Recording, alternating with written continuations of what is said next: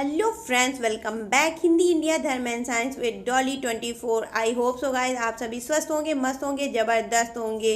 राधे राधे यार दोस्तों, आज आपसे बात करते हैं सूर्पनखा के बारे में। आखिर सूर्पनखा, आपने रामायण पूरी देखी होगी, आपने देखा होगा राम सीता दोनों लोग अयोध्या चले आते हैं अपने राज में, और उन्होंने जो है राम जी ने रावण का वध करके विभीषण को लंका का राज्य दे दिया, लंका में विभीषण का राज्य स्थापित कर दिया। लेकिन इन सब के बाद में सूर्पनखा कहाँ गई, उसका कहीं अता पता किसी को नहीं। इसी एक कैरेक्टर के बारे में बात करते हैं, लेकिन उससे पहले गाइस, अगर आपने मेरा चैनल सब्सक्राइब ना किया हो तो प्लीज़ सब्सक्राइब माय चैनल। तो और उसके बाद चलिए अब बात करते हैं, बिना टाइम गंवाए सूर्पनखा के बारे में बात करते हैं। दोस्तों, राम जी अयोध्या चले आए अपने राज्य में, और विभीषण जो है, विभीषण को उन्होंने लंका का राज्य दे दिया। लेकिन सूर्पनखा कहाँ गई? इस पात्र की वजह से पूरी रामायण की रचना हुई, पूरी रामायण बन गई। लेकिन इस पात्र के बारे में कहीं कोई लिखित रामायण में जानकारी नहीं है। लेकिन दूसरी, अगर आप धर्म ग्रंथ या पुस्तकें खोलें तो आपको सूर्पनखा के बारे में बहुत अच्छा और विस्तार पूर्वक वर्णन पता चलता है। कहते हैं सूर्पनखा ने जब अपने भाई बंधुओं का हाल देखा कि उसके खानदान में कोई नहीं बचा है, और वो बहुत ही रोई, गिड़गिड़ाई जाकर के देवों के, राक्षसों के गुरु शुक्राचार्य के पास। कहते हैं रावण के घर में 1 लाख पुत्र 1.25 लाख नाती थे। कहते मतलब इन कहावत कही गई है, 1 लाख पूत 1.25 लाख नाती, जय रावण घर दिया न बाती। मतलब 1 लाख पुत्र 1.25 लाख नाती होने के बाद रावण के घर में जब कहीं कोई नहीं बचा, राक्षसों का समूल अंत हो गया। श्रीलंका में भी जो है हिंदू लोग जो है मतलब भगवान राम को पूजने वाले स्थापित हो गए। तो सूर्पनखा ये सब देखकर त्राहिमाम त्राहिमाम मतलब रक्षा करो मेरी, रक्षा करो, पुकारते हुए जो है आसमान के रास्ते अपने कुल का नरसंहार देखते हुए राम के हाथों की मेरे कुल का समूल नाश हो चुका, और वो देवों के राक्षसों के गुरु शुक्राचार्य के पास गई। शुक्राचार्य राक्षसों के बहुत बड़े गुरु हैं। इनके ही बताए हुए मार्ग पर समूल राक्षस वंश का जो है कार्यकाल निर्धारित किया जाता है। राक्षस जाति के कितने भी बड़े से बड़े राक्षस हुए, उन्होंने सभी देव गुरु वो राक्षसों के गुरु शुक्राचार्य की जो है पूजा उपासना की है।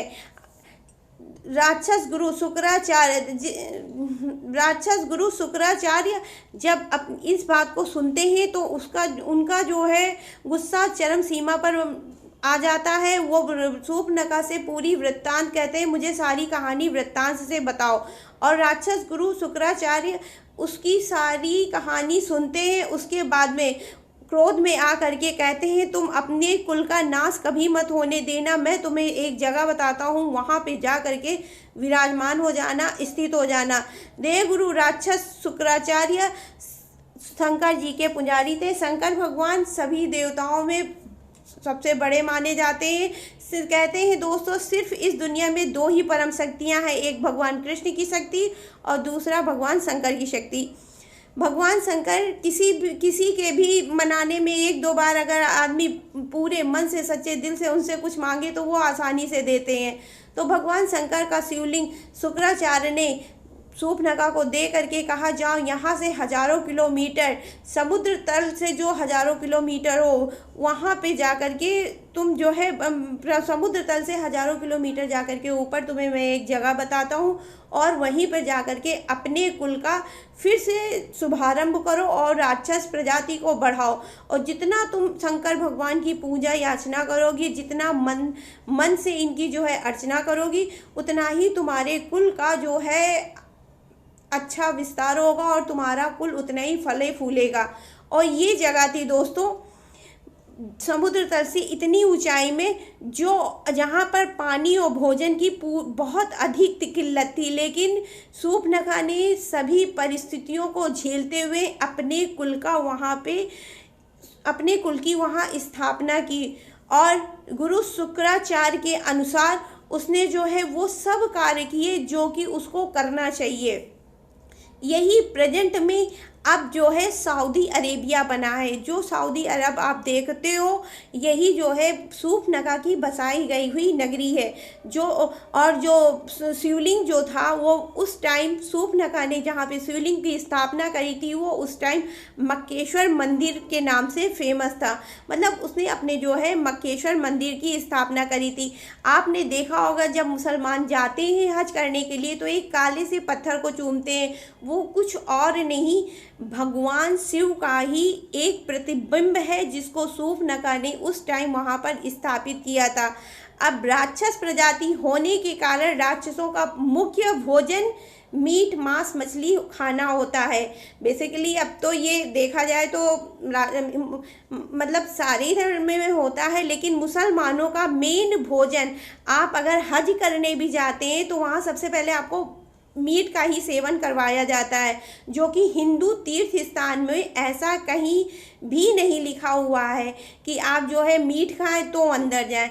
लेकिन जो मुसलमानों का परम भोजन या मुख्य भोजन माना जाता है उसको मीट ही माना जाता है। इनका कोई भी छोटा हो या बड़ा फेस्टिवल, शादी ब्याह कुछ भी हो, इनके में मीट अत्यंत ज़रूरी है और ये इसको शुभ भी मानते हैं। अगर मुस्लिम समाज में आप जाइए तो मीट खाना बहुत ही शुभ मानते हैं।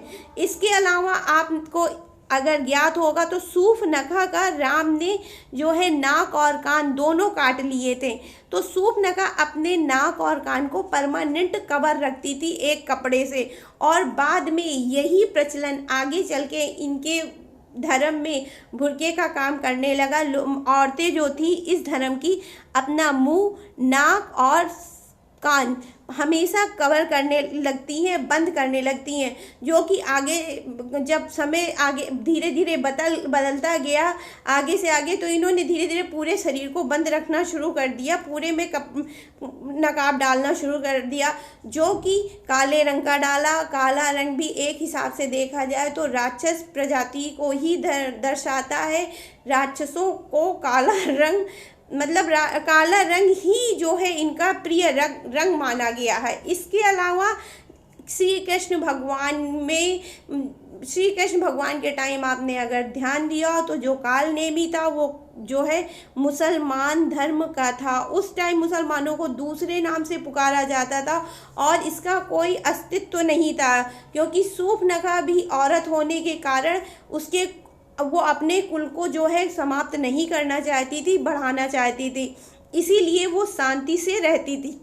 लेकिन जब मोहम्मद पैगंबर साहब का जन्म हुआ 501 ईसा पूर्व, तो धीरे धीरे ये धर्म दुनिया के सामने आया। मोहम्मद पैगंबर साहब ने इस धर्म के बहुत सारे नियम, कायदे, कानून नए सिरे से बनाए। इस धर्म को दुनिया के आगे लेकर के आने में इनका बहुत बड़ा योगदान रहा और इन्होंने इसमें बहुत सारे नए नए बदलाव शुरू किए।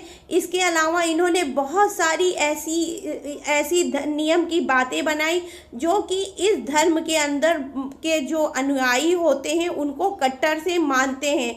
और इन्होंने ये भी कहा कि आप कोई भी कुछ भी करें लेकिन आप अपने धर्म के अनुसार ही चलें। बहुत ही इसके मुस्लिम धर्म में जो भी नियम, कायदे, कानून बनाए बहुत ही कड़े बनाए। और इन्होंने अपनी एक बुक लिखी जिसका नाम कुरान रखा। कुरान शरीफ भी में जो आयतें हैं, जो भी कलमा वगैरह हैं, उनको अगर आप पढ़ें तो उसमें कुछ नहीं, सिर्फ और सिर्फ अच्छाई की बातें लिखी हैं, जो कि दुनिया में प्यार, मोहब्बत, एकता, यही सब चीज़ें बताती हैं कि आप दुनिया में प्यार मोहब्बत फैलाएं, एकता रखें, दूसरों जीवों पे जो है दया करें। देखा जाए तो मोहम्मद साहब ने इस धर्म के अंदर बहुत सारी अच्छे बदलाव किए हैं। और जो नरसंहार सूफनगा के प्रजाति में से शुरू हुआ था, मोहम्मद पैगंबर साहब ने उस चीज़ का अंत किया है। अब आप बोलेंगे कि लोग तो करते नहीं, तो लोग रामायण में भी तो जितनी बातें लिखी हुई हैं, क्या लोग वो मानते हैं? नहीं ना। तो लोगों की हम नहीं जानते, लेकिन अगर आप कुरान को देखें, कुरान की आयतें पढ़ें तो उसमें सिर्फ और सिर्फ अच्छी बातें लिखी हैं। इसके अलावा मुसलमान धर्म के लोग जो हैं अपनी पुस्तक का बहुत ही ज़्यादा मान सम्मान इज्जत करते हैं। हिंदुओं का भले ही एक वैसे हिंदू धर्म में भी हिंदुओं की जो बुक होती है रामायण महाभारत गीता, इनकी जो है हम कितने भी मॉडर्न स्मार्ट क्यों ना हो जाए, इंग्लिश क्यों नहीं बोल ले, लेकिन हम सब उसको जो है देख के पैर जरूर छूते हैं, क्योंकि भाई अपने धर्म की किताबें सभी को प्यारी होती हैं। इसके अलावा दोस्तों एक ऐसी बात हम आपको बताना चाहेंगे जिससे आपको 100% यकीन हो जाएगा कि सच में इनके गुरु शुक्राचार्य से ही ये धर्म बनाया गया है। हालांकि ये धर्म जो है गुरु शुक्राचार्य की आशीर्वाद से बना था, गुरु शुक्राचार्य के परामर्श से बनाया गया था। इसीलिए शुक्रवार के दिन को, क्योंकि राक्षसों के परम गुरु शुक्राचार्य माने जाते हैं, गुरु शुक्राचार्य के आशीर्वाद से ये दिन बनने की वजह से जो है शुक्रवार के दिन को मुसलमानों ने जुम्मा का दिन करार दिया। और इस दिन सारा मुस्लिम समाज, जितने भी लोग होते हैं मुसलमानों में, एक जगह इकट्ठा हो करके, एक जगह एकत्रित हो करके पूरे समूह में नमाज पढ़ने का जो है प्रावधान बनाया, जिससे इनके धर्म की और इनके समाज की बहुत अधिक जो है बढ़ोतरी हो और मतलब इनका धर्म आगे बढ़ पाए, इनकी जो है कुल का आगे मान सम्मान इज्जत बन पाए। इनके समाज में दोस्तों अगर आप देखें तो बहुत अधिक एकता पाई जाती है। इन्होंने अपने नियम धर्म को इतने अच्छे से बनाया हुआ है कि अगर कोई बाहरी एंट्री भी करना चाहे तो वो जब तक मुस्लिम नहीं बन सकता वो इनके धर्म की या इनकी किसी भी चीज़ को वो नहीं जान सकता। ये कहीं हद तक देखा जाए तो हम हिंदुओं के लिए भी एक सीख है, क्योंकि हम हिंदू लोग इतने मॉडर्न हो चुके हैं कि जय भगवान की, राम राम सीता राम, ये सब कहने में भी बातें एक चांस हड़बड़ाते हैं, शर्माते हैं। कहीं मॉडर्न सोसाइटी में चले गए, हाई फाई वीआईपी फैमिली में है और या कुछ वैसी, तो कहेंगे यार राम राम नहीं बोलेंगे, इज्जत जाती है, लोग क्या बोलेंगे कि अभी भी पुराने ख्याल के हैं। उसी जगह आप अगर इनकी सोसाइटी को देखें, इनके धर्म में देखें तो माशाअल्लाह सुभानुल्लाह आमीन, ऐसे बहुत सारे शब्द होंगे जो जिनको बोलने में ये लोग कभी नहीं हिचकिचाते हैं और ना कभी शर्माते हो। मेरे नज़रिए से अगर देखा जाए तो ये बहुत अच्छी बात है। आप जिस धर्म में हैं उस धर्म की आप इज्जत नहीं करते हैं तो ये तो बुरी बात है ना। अगर आप अपने धर्म की इज्जत करते हैं, उसके बारे में बहुत सजग है, तो मुझे लगता है ये बहुत अच्छी और बहुत पॉजिटिव बात है। हम सभी को अपने धर्म के लिए हमेशा एक्टिव रहना चाहिए। आई होप सो गाइज आपको मेरा ये वीडियो पसंद आया होगा। मैंने इस वीडियो को बनाने में पूरा 3-4 दिन का टाइम लिया है। कौन सी पिक कहाँ से लगेगी, कैसे क्या, बहुत ज़्यादा जितना मेरे अंदर मेरा अपना माइंड था मैंने इस वीडियो में डाला। आई होप सो गाइज आपको ये वीडियो बहुत बहुत पसंद आया होगा। अगर मुझसे बनाने में कहीं कोई कमी रह गई हो या कोई पार्ट आपको पसंद ना आया हो तो प्लीज़ उसके लिए आई एम सॉरी।